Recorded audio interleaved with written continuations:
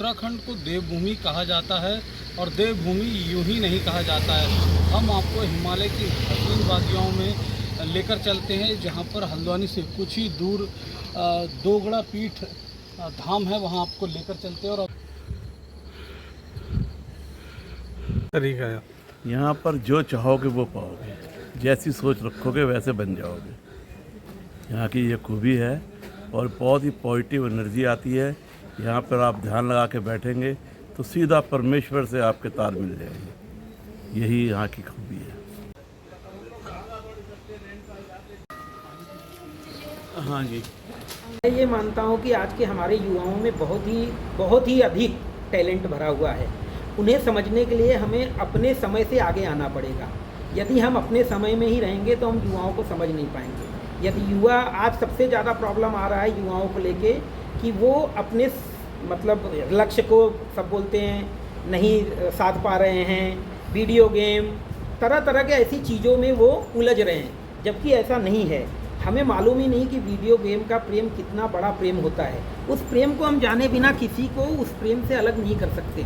इसलिए मेरा मानना ऐसा है, यदि युवाओं को अपने सही मार्ग पे लाना है तो सबसे पहले युवाओं के साथ हमें उठना बैठना पड़ेगा। उनके दिल की बात, उनके हृदय की बात, समझ की बात जानने के बाद ही हम उनको साध पाएंगे। कहते हैं ना कि घोड़े पे बैठो तो लगाम कितना खींचना है, कब खींचना है, क्यों खींचना है, ये बहुत आवश्यक है। ये न होने पाने की वजह से आज हमारे युवा जो हैं वो, लोगों को लग रहा है ऐसा भटक रहे हैं, लेकिन हमें तो नहीं लग रहा है, क्योंकि आज पूरे विश्व में भारत का डंका हमारे युवा ही बजा रहे हैं। और आगे भी इन्हीं युवाओं की वजह से हम अपने विश्व गुरु की जो धूमिल हुई है चरित्र, जो छवि, उसको पुनः अर्जित करने में हम कामयाब होंगे। मेरा नाम है स्वामी धर्मानंद दास।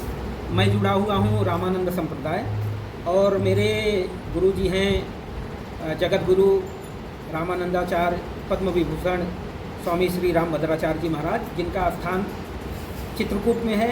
और राम मंदिर के बनने का जो मेन धुरी हैं पूरे इस विश्व में, वही हैं इस धुरी के रचयिता, इस धुरी के कार्य सम्राट, मैं ऐसा मानता हूँ। और बाकी आप लोग उनके बारे में बहुत अच्छी तरह से जानते हैं।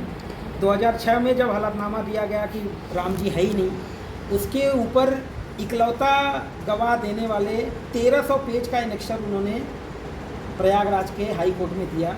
जज ने उस समय बोला कि बस करिए गुरुदेव, अब तो एनेक्सर भी हमारे इसमें ख़त्म हो गया, 1300 पन्नों का। और उस एनेक्सर का ही, जिसमें उन्होंने 443 साक्ष्य रखे थे, 439 साक्ष्य उसी समय एकदम सही हो गए थे, 4 साक्ष्य धूमिल थे, जिनको बाद में फिर से महीने 2 महीने बाद फिर से हाई कोर्ट ने उसको साक्ष्य के में प्रमाण माना। एक छोटा सा पूजन करके यहाँ शिफ्ट हो गया। धीरे धीरे फिर यहाँ काम प्रारंभ हुआ और आज आप लोगों के सामने ये आश्रम एक बहुत ही अच्छी अवस्था में है, मेरा जो मानना है। बाकी पूर्ति तो कहीं भी पूरी नहीं हो सकती है, पूर्ति कहीं भी पूरी नहीं हो सकती है। मेरे हिसाब से एक बहुत अच्छी अवस्था में आश्रम है। यहाँ का सकारात्मकता अच्छा है, बालाजी की कृपा होती है, जो चीज़ें बोल के कोई जाता है तो उसकी चीज़ें पूरी भी होती हैं। 10-12 शादियाँ मेरे सामने यहीं के स्थान के कुछ बोल के गई है, और लोग लाते हैं, लोग अपने बच्चियों के साथ आते हैं, होता भी है। अच्छा काम धाम यहाँ लोगों का, गांव वालों का चलने लगा। जब से सबने जुड़ा तब से उनको एक सद्बुद्धि भी आने लगी। इस तरीके से मैं मानता हूँ कि इस स्थान का प्रभाव बहुत ही अच्छा है, लोगों पे बहुत अच्छा प्रभाव है। मैगी, एक कुकर और एक छोटा सा गैस सिलेंडर लेके आता था, मैं भी मैगी खाता था, उनको भी मैगी बना के खिलाता था। कभी गोपाल दा, कभी और लोग लेके आते थे लेबर लोगों को, वो ऊपर से देख के नीचे आते थे, वहीं बैठा रहता था। इतना ही जगह प्लेन था। बोलते थे क्या, मैं बोला ऊपर के सामान नीचे लाना है। वो आते थे, बोलते थे कल से आएंगे, जो पैसा बोलते थे हम बोल देते थे, बोलते थे कल से आएंगे। वो कल फिर से आता ही नहीं था। वो आते थे चले जाते थे, आते थे चले जाते थे। ये चीज़ें 10-12 दिन तक चली, 10 से 12 दिन तक। और मैं भी बड़ा ये होने लगा कि बालाजी आपने ही संकेत दिया था यहाँ आपका धाम बनने के लिए, और ऐसी चीज़ें क्यों हो रही हैं। अब या तो आप कोई मार्ग दिखाएं, नहीं तो हम क्यों बताइए, हम यहाँ से पलायन करते हैं, आगे जाते हैं। फिर ऐसा हुआ कि 27 नेपाली मंगलवार का दिन था, रौसीला में काम चल रहा था उनका, हेड़ा खान वाले रोड पे। अब उनको किसने कहा, कैसे कहा मालूम नहीं। वो पूछते पूछते कि बम्बई वाले महाराज जी आए हैं, उनका आश्रम बन रहा है। रौसीला से पूछते पूछते नीचे आए। लगभग 11:15 बज रहा था दोपहर का उस समय। उसमें से जो लीडर था, सूरज करके नाम था, उसने पूछा महाराज जी यहाँ कुछ काम है। मैं बोला हाँ ऊपर आप बोले। वो सब देख के आ गए थे। मैं बोला, और मैंने ये सोचा था कि जो बोलेंगे वो देना है, मरता क्या न करता। 5 बोलेंगे 5, 10 बोलेंगे 10, जो भी मांगेंगे। और वही हुआ। उन्होंने बोला ईंट का इतना, मैंने बोला दिया। रेते का इतना दिया। फिर वो बोलते हैं कल से आऊँगा। मैं बोला ना, यहाँ कम से कम 10-12 लोग आए और कल के चक्कर में कोई नहीं आया, आज से ही आप करो। बोले भात खाना है, भूख लगी है, जाके भोजन करके आए।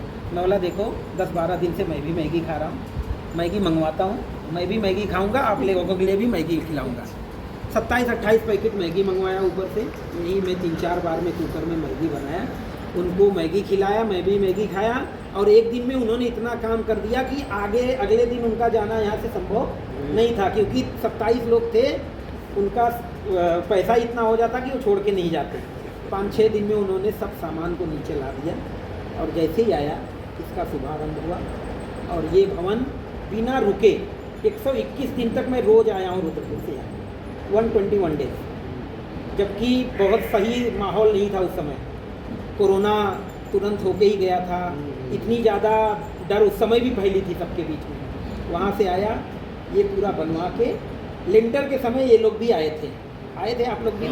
लिंटर का समय जब हुआ मैं यहाँ से चला गया। और लिंटर के समय भी ऐसे ही हुआ, कुछ 30-35 आदमी कहीं से मिल गए, यहाँ आके लिंटर हुआ, रात तक लिंटर हुआ। और 20 दिन जो लिंटर के लिए छूटा था वही समय यहाँ रुका था काम। उसके बाद फिर से काम चालू हुआ, मैं आया, प्लास्टर ये करके मैं यहाँ देव सैनी एकादशी से पहले, मैं बोला देव हो जाएंगे उसके पहले ही 16 में, जैसा इन्होंने बताया 2016 में हमारे एक बहुत परम भक्त हैं रुद्रपुर के, और इनके भी बहुत परम मित्र हैं, रोशन अरोरा जी। तो रोशन अरोरा जी से हमारी मुलाकात हुई थी केदारनाथ के लिंचोली बेस पे।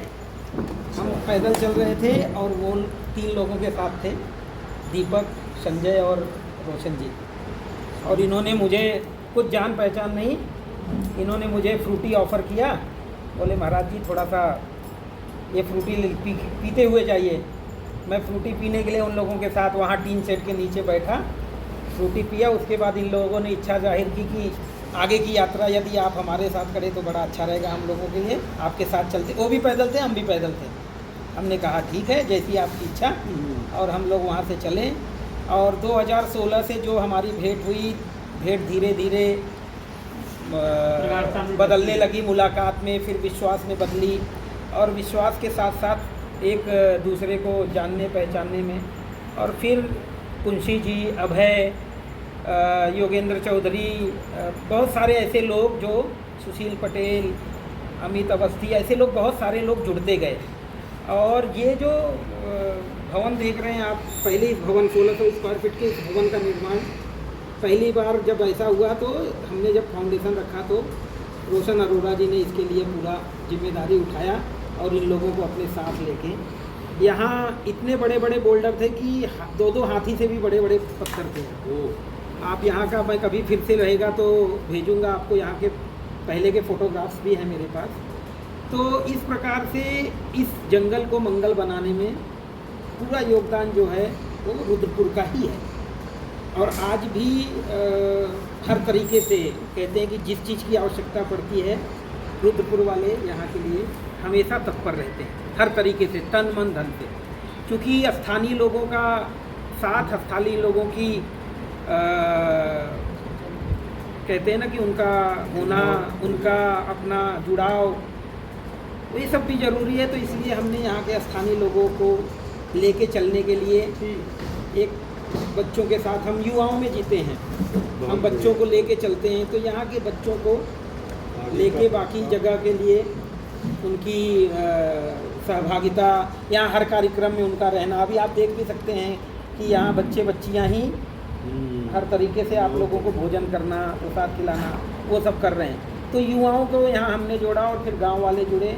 और इस तरीके से यहाँ हर किसी भी छोटा भी कार्यक्रम हो, बड़ा भी कार्यक्रम हो, पूरी तरह से गांव वाले यहाँ तत्पर रहते हैं। भोजन बनाने के लिए किसी हलवाई को, किसी टीम को बुलाना नहीं पड़ता है। यहीं के गांव के लोग अपने अनुभव से इतना अच्छा स्वाद बनाते हैं कि आदमी खाता है तो कहता है प्रसाद तो है लेकिन और स्वादिष्ट हो गया। तो इस तरीके से इस आश्रम का काम चल रहा है। एक पुराण एक मकान, ऐसा एक मेरा मुहिम है जो 15 साल का मुहिम है।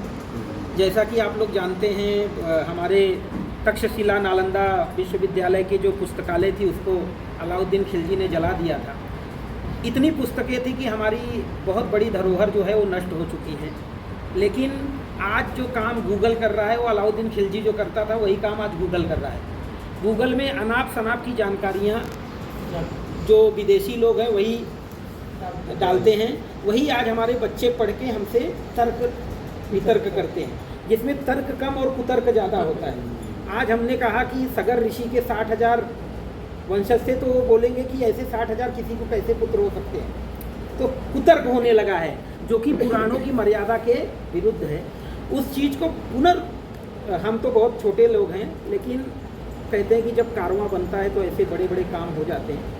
एक मकान एक पुराण का मुहिम इसीलिए ले चलने के लिए यहाँ एक विश्व की सबसे पहली आध्यात्मिक पुस्तकालय का बोर्ड आप देखेंगे वहाँ लगा हुआ है, जिसमें 22,000 आध्यात्मिक पुस्तकालय जो प्राचीन और आज़ादी से पहले हमारे गुरुदेव के टीका और भाष्य, आदि गुरु शंकराचार्य के टीका और भाष्य, रामानुजाचार्य के टीका और भाष्य, ऐसे पुस्तकों का यहाँ समावेश किया जाएगा, जिसकी की प्रतियाँ पूरे भारत के एक एक घर में दी जाएगी। आप पढ़ो या न पढ़ो, क्योंकि आगामी विश्व युद्ध जो होने वाला है वो ज्ञान का विश्व युद्ध होगा। उसमें तीर तलवार चलने ही वाला नहीं है। जिसके पास जितना ज्ञान वो उतना बलशाली होगा। और उसी ज्ञान के युद्ध में ये हमारे जो पुराण, शास्त्र, वेद, जो उपनिषद, ये हमारे तलवार और भाला का काम करेंगे। और आने वाला पीढ़ी जो है वो आने वाला पीढ़ी अपने आप को गौरवान्वित महसूस करेगा कि हम ऐसे इतने मजबूत धरोहर से जुड़े हुए हैं। तो एक मकान एक पुराण, नवंबर से यहीं गौशाला का कार्य प्रारंभ होने जा रहा है। बगल में आप देखेंगे एक छोटा सा कार्य होके थोड़ा सा रुका हुआ है। ये भी बारिश के बाद यहाँ एक छोटा सा मेडिटेशन हॉल, जो कि हर तरीके से मेडिटेशन के अनुसार बनाया जाएगा। उसी के नीचे एक अंडरग्राउंड 10 बाई 10 का मेडिटेशन हॉल, जिसको और ज़्यादा ऊर्जा अपने अंदर महसूस करनी है या और ज़्यादा ऊर्जा जागृत करनी है, उसके लिए एक मेडिटेशन हॉल भी बनेगा। यहाँ 2026 या 2027 से 10 बच्चों का, बहुत बड़ा नहीं, 10 बच्चों का गुरुकुल, इसके ऊपर कमरे बनेंगे और 10 बच्चों का हॉस्टल टाइप में गुरुकुल, यहीं रहेंगे, यहीं पढ़ेंगे। यहीं अगल बगल के आचार्यों से सेवा ली जाएगी। 5 बच्चों से फीस लिया जाएगा और उन्हीं फीस से 5 बच्चों को मुफ्त में पढ़ाया जाएगा। 13 तुझको अर्पण, यहीं से लेना है, यहीं देना है। अपने को यहाँ से न कुछ लेके जाना है या ना है यहाँ के बेस पे अपने को कुछ करना है। यही सोच लेके इन लोगों से जुड़े। ऐसे ही लोग, आप जैसे लोग भी आते जाएंगे, जुड़ते जाएंगे, और ये जो स्वप्न है, ये जो कल्पना है, ये अपने आप सिद्धि में बदलती है। महाराज जी, आप बता रहे हैं लंबे समय से आप जो भ्रमण पे हैं, भारत भ्रमण, आपने इस जगह को ही क्यों चुना? जब मैं 2021 में 7 जनवरी को मुंबई से मैं बुलेट से निकला उत्तर भारत की यात्रा करने के लिए। यहाँ 22 जनवरी को पहुँचा मैं। 22 जनवरी को रोशन जी के यहाँ आके, और वहाँ हमारे एक भक्त हैं रामनगर के, अनुभव मेहरोत्रा, वो प्रॉपर्टी का भी काम करते हैं और उनका ये अपना रिसॉर्ट वगैरह भी है। तो 26 जनवरी को उन्होंने बोला कि गुरुजी आइए, पहाड़ पे हम लोग ज़मीन ढूंढ ही रहे थे। इन्होंने फिर बोला चलो ज़मीन रुद्रपुर में भी हो जाए। रुद्रपुर में भी 2-3 बार ज़मीन का चयन हुआ, लेकिन नहीं। तो बाद में बोला चलो रामनगर में एक ज़मीन मिला है। जैसे ही हम लोग निकलने वाले थे, 26 जनवरी का दिन था, छुट्टी था, उनका फ़ोन आता है कि ऐसा है कि कुछ गेस्ट आ गए मुंबई से रिसॉर्ट में, जिसकी वजह से हम चल नहीं पाएंगे। तो हम लोग बोले जब तैयार हुए हैं तो चलो नैनीताल चलते हैं। और यहाँ वो एक अभिनेता मरा हुआ था उस समय, इरफान खान, उसका कोठी था, वो लीज पे मिल रहा था। तो अपने भक्तों ने बोला चलो 8-10 महीने के लिए साधना के लिए वही कोठी ले लेते, बड़े शांति जगह पे है। वो देखने के लिए हम लोग निकल रहे थे। ऊपर वाले रास्ते के बजाय मैंने बोला इन लोगों को गाड़ी नीचे घुमा लेते हैं। 5-6 लोग थे, 2 गाड़ियाँ थी, नीचे गाड़ी घुमा के आए। और जैसा बताया इन्होंने, गोपाल सिंह जीना जिन्होंने ये ज़मीन दान दिया है, उन्हीं के दरवाजे के सामने गाड़ी रुका। उनकी 2 पीढ़ी संतों की सेवा में है। ये कलर देखते ही जैसे मैं गाड़ी से बाहर निकला वो दौड़ते हुए बाहर आए, प्रणाम वगैरह किया और उसके बाद हमारे भक्तों ने बोला कि हमारे गुरुजी मुंबई से आए हैं, कोई जगह देख रहे हैं आश्रम के लिए। एक छोटा सा आश्रम ऊपर है, वो जाके दिखाया, चाय वगैरह बनाने के लिए घर में बोला, वो आश्रम दिखाया, लेकिन वहाँ थोड़ा सा निगेटिविटी लगा और साधना के लिए सही उपयोगी स्थान नहीं लगा, तो हमने उसको रिजेक्ट कर दिया। और फिर चाय पीने के बाद उन्होंने बोला एक और टुकड़ा है नीचे, चलिए दिखाता हूँ। एक आगे उनका और जगह है 18-20 नाली का, एकदम नदी से सट के, लेकिन चूंकि वो बहुत ज़्यादा अंदर है, वहाँ आने जाने में और ज़्यादा परेशानी होती है। तो मैंने उनसे आग्रह किया कि और कोई ज़मीन है क्या, तो फिर उन्होंने इस बड़े बड़े पत्थरों वाले ज़मीन को बोलते हैं एक टुकड़ा ये भी है। अब उसमें मुझे समझ में ही नहीं आ रहा था इसको टुकड़ा कैसे समझा जाए। मैं मन में सोच रहा हूँ इतने बड़े बड़े पत्थर, इतने बड़े बड़े सूखे हुए पेड़ सब थे, तो मैंने बोला ठीक है अच्छा। फिर मैंने कुछ भक्तों को अपने ऊपर भेज दिया, वो अभी भी शिला है एक, आप कुर्सी की तरह वहाँ एक शिला देखेंगे बजरंगबली के, उसी पे बैठ के मैंने साधनस्थ हुआ अपने आप को, और 40-42 मिनट नीचे ही रहा। तो ऊपर से गोपालदा ने बोला भक्तों को कि जाओ देखो नीचे जानवर वगैरह का खतरा है, कुछ हुआ तो नहीं, कुछ आता नहीं था यहाँ तो और ज़्यादा जंगल था। तो मैं साधना में था, वो लोग आके खांसी वगैरह किए, उसके बाद मैं बोला तो बोले कि अरे सब लोग घबरा रहे थे, कुछ हुआ तो नहीं, नीचे बाघ भी गाते हैं। मैं बोला नहीं ऐसा नहीं, मैं कुछ यहाँ जानकारी लेना चाहता हूँ, कुछ क्वेश्चन मेरे हैं, अगर उसका उत्तर मिलता है तो मैं आता हूँ, आप लोग चलो। उनको वापस भेज दिया और 15-20 मिनट बाद मुझे उत्तर मिला। मैं पैर नीचे करके जैसे ही बैठा, ऐसा मुझे प्रतीत हुआ, संकेत मिला कि मेरा पैर ये जैसे जाम हुआ है, ऐसा प्रतीत हुआ, और मुझे एक सकारात्मक ऊर्जा का समावेश मेरे अंदर होने लगा। फिर वो लोग फिर आए 20 मिनट बाद, फिर उनके साथ मैं ऊपर गया और उनको बोला, तब तो मालूम नहीं था कि ये ज़मीन दान देंगे क्या था। फिर मैं बोला किसी भी कीमत में हमें आश्रम यहीं बनानी है। उन्होंने बात किया, बोले आप गुरुजी आए हैं, गुरुजी का ही जगह है। अगले दिन आके और बातचीत पे और मुहर लगाया गया, और 27 जनवरी को ये बातचीत फाइनल करके मैं 28 जनवरी को यहाँ से निकल गया हिमाचल के लिए। हिमाचल, जम्मू कश्मीर, पंजाब, राजस्थान, गुजरात करते हुए मैं पहुँचा 14 तारीख को अपने मुंबई, वहाँ से फिर 26 को आ गया।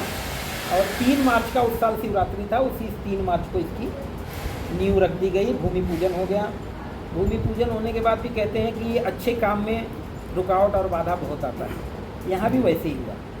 जब ये इसका बुनियाद यहाँ के पहाड़ वाले मिस्त्रियों से कर लिया गया पत्थर का, उसके बाद ऊपर 20,000 के लगभग ईंट, 4-5 डंपर रेते, सीमेंट 120-25 कट्टे, ये सब ऊपर आ गए, लेकिन नीचे उसको कैसे लाया जाए, नीचे उसको कैसे लाया जाए, अब ये बड़ी परेशानी हुई।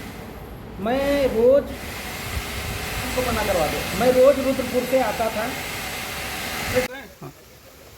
हमने कहा कि हमको एक बार महाराज पास में प्रस्ताव हमारा